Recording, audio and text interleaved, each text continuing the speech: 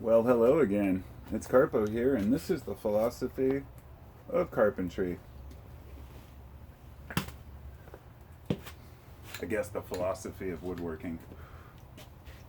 I previously started this video, and then the camera ran out at 10 minutes, but that's okay. I may or may not even upload it. I just kind of wanted to share some thoughts while I was doing some of this sanding on this old table that I'm refurbishing.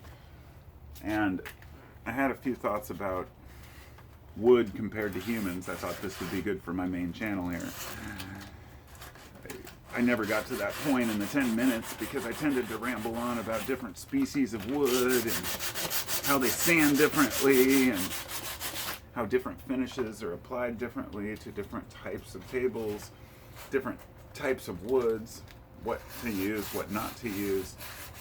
But it wasn't really a teaching lesson. It was more of just asking questions. You know, learning as a carpenter, you every year learn more about things you thought you knew. The Dunning-Kruger effect is in full swing. When you first start building things, you think, wow, this is easy. Then you start playing with different woods, different exotic woods, different finishes. You start realizing that you have to finagle and finesse the wood. It doesn't give itself up easily. But if you learn how to work a particular species of wood, if you learn how that wood flexes and changes within humidity, how it tends to flex across the grain but not with the grain, and you can get expansion and contraction in the seasons. When you learn which finishes protect and which ones are damaging, when you figure out, that wood is a living thing even when it's cut down, if you will. Every single piece of wood in every single table, in every single guitar, in every single bed frame, everything. Each piece is unique. Each piece is different from every other one around it. There are no two the same. You can get a tree that's almost identical to another tree, but they'll never be the same. And this is a lot like humans, of course. Like anything. But when it comes to the way that we handle wood, treat wood, the way that we work with wood, we learned that you can't change what the wood is. You can't change the grain pattern. You're working with what you have. You can complain all you want, but the wood will not change for you. There are a few things you can do. You can moisten it. You can dry it out more. You can treat it. You can fire it, whatever it might be, but it's still going to be that same piece with those same basic grains. So you might be able to change certain aspects of it, but it's always going to be what it is. And the same can be said for every one of us, my friends. Every one of us humans. There's a world of different people, and each person is a different branch, a different piece of wood, each person has to be handled according to their own grain pattern, according to their own length, according to their own size. Are you quarter sawn? Are you half sawn? By the way, those are carpentry terms as to how they cut boards, but that would be more like, how has society molded you, right? So we might all start out from the same tree, but eventually we get milled down, molded, if you will. And which shape do we take? And how much do we bend and sway with the breeze, Or are we rigid? Are we dense, heavy lumber? Are we load-bearing? Do we carry the weight? Or are we simply decorative, like a fine piece of trim? I've always found it kind of fascinating how you can compare different ideas in these, the metaphors, if you will, but that wood is not like plastic or metal, to where as long as you have the same consistency, you'll have generally the same materials to work with. But I think that's why I love it. I love the unpredictability and the ability to go down and pick out a new piece of wood and know that it's always going to be unique. You're going to have to make sure that you choose well, that you go down and you pick a piece of wood that's actually going to do the job you want it to do. Even if something looks pretty, it might have a horrible grain pattern on it that will end up splitting on you. And the same can be said for people. They might look pretty, but they might end up splitting on you too.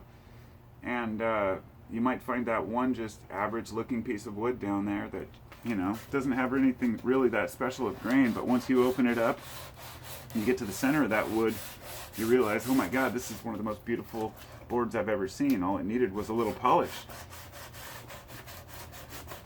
That's the potential inside each one of us to become a better person, to become a more polished person, but also to recognize that in others. That some of the dullest people you might meet in your life, or may appear so at first, could have some of the most amazing grain patterns inside if you just get to know them. And some of the flashiest people out there, they might bend and break in the slightest breeze.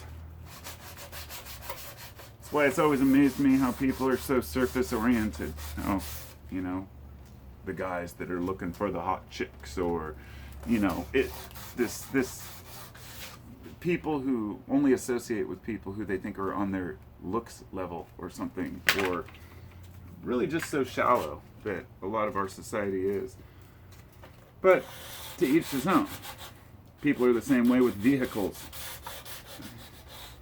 I think it was, Lamborghinis, you know, that tend to catch on fire quite often, more than you would think, from the back end because of the exhaust. And it's just kind of a well-known thing, but, you know, you don't hear this happening with other cars, and because it's a beautiful car, people make excuses for it. Well, it's because of the engine and the way it runs, and that's not really my point, but the idea that when you drive a Lamborghini, you can't make the excuse that, well, I do it because I like a dependable car. I mean, we know, nobody's denying that people buy Lamborghinis because they want to look cool to other people, because you could have just as dependable of a car for a much cheaper price. It's about the outside, the flashiness, what you see, but not what you see, what others see from the outside. And to each his own. I'm not saying that, you know, hey, I'm not saying anything bad about people who own fancy cars. If you want to own a Lamborghini, go for it. But as long as you're willing to acknowledge that it's really just that pretty little wood, you know, that's decorative. It's not about functionality. And becoming to functionality, if you want to get to that point, I guess that would get us into your basic Douglas fir and pine, which is in the walls and the frames of every home. It's the unseen wood that may not be that beautiful, but is holding everything else up in society. Maybe that's the working class. The branches that become, you know, the tree farms that end up becoming, or old growth forests, if you will, that end up becoming the walls of our homes and the joists in our floors. All of these come from somewhere, obviously. And I don't know, it's fascinating. The more I think about it, the more of these different metaphors that kind of pop into my head. And I don't know. I guess you could find an example and a comparison of different types of wood and different functions of wood for every human, but for your information, I'm not here presenting some, you know, epiphany I had. I'm just here talking out loud and hoping epiphany will come my way.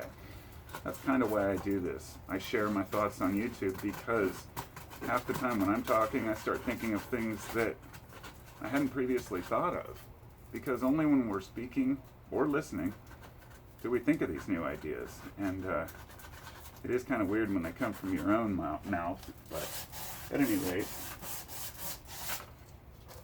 they're meaningful only to me, and that's understandable. But I'm hoping that by sharing some of these ideas with other people, to some of you, we'll gain some of the same types of insight and, I don't know, learn something about yourself, I guess. Because ultimately, that's, in my experience, one of the most valuable things that we can do is to learn about ourselves. And to realize that whether you're a piece of Douglas fir or you're a piece of Purple Heart, just don't be a piece of shit. Just be a nice person. It's really simple. I think we get way too hung up on what's right and wrong and not just the obvious, like, it's not about what you believe or who you believe or what side you're on. It's about how you conduct yourself and how you treat people around you. You know? There's some stubborn woods out there. There's some woods out there that are absolutely gorgeous but are impossible to work with. Certain woods that you won't see on certain projects because they just don't work. And I feel the same way about people. You're not going to find certain combinations of people because certain types of people just don't work well together. And that's okay too. It's kind of like learning the ways of the world, learning how people operate, learning how we think as individuals and as a group. And that's important because groupthink is crazy. I mean, when a big group of people get together and think that they're righteous, it's amazing how people can change to think that they're right and everyone else is wrong as long as they have enough people who also believe what they believe. So it's never been honestly about, discovery of a personal awareness, but rather how well can you prove your case to others and convince them that you're the right one. And there was a point in my life where I was like that. I wanted to prove myself to others, but not necessarily to prove myself to them, but because I believed that what I had to say was correct. And sometimes I still do. But the question is, how much do you want to defend your position? Because some people rub you the wrong way, and some people just aren't worth, really trying to prove your time, your point to. And I feel the same way about certain woods that aren't worth working with. Stubborn woods, stubborn people. And it doesn't mean they're bad. It just means that they're not good for that application, whatever it might be. Everything that I've talked about here on my channel today or at any time, it's all bullshit. It's all off the top of my head. It's all my thoughts from this individual human being and the things I've experienced. And I acknowledge that completely. But that's okay, because that's all I have. That's all any of us have.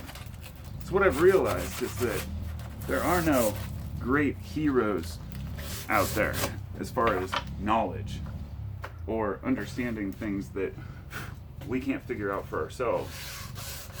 All the knowledge is there for all of us to grab. The question is, how much of it do we need? Sometimes it's best to step back and say, do we need any of this shit? Or should we just focus on building something or taking something apart? Refurbishing something. Refurbishing our own our minds, I guess. Maybe what I'm doing here would be the perfect metaphor. Because I'm taking old wood and I'm refurbishing it into something new. Something that might be thrown away. It's like fixing a person, right? This wood it's a living thing. This table was getting ugly. It needed to be fixed. It's just a matter of taking the time. Taking the time out of our own lives to fix other people and other things is one thing. How much time do we take out of our lives to fix ourselves? And our own bad ways of thinking, our own negative ideas about what life is, because people have plenty of them. There's a lot of defeatism out there. A lot of people who really, I might come across as cynical, for example, I find cynicism fun because I don't take anything too seriously. But I have a very happy, I should say, a very positive view on life itself, because I know that I must. It's, you know, I love the people I'm around. I love my family, my friends. Can't really ask for more. But there's always part of us that's still in the wild. No matter how manufactured we might become, no matter what piece of furniture we might become, still in the back of our minds, there's always that wild self. We're all from the same tree. We're all from the same tree. Well, I guess I'm getting to the point now where I'm going to have to use the sander, so it'll get loud, so I'm going to have to turn off the camera, I suppose. At any rate, I appreciate you all coming along and listening to my ramble about life and about people and wood.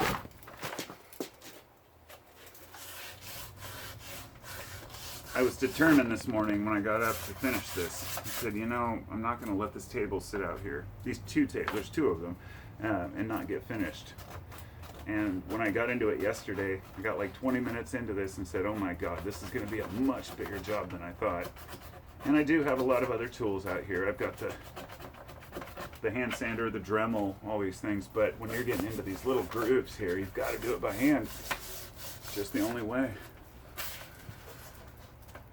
And that's okay. It's kind of cathartic to get up and just force yourself to sand something.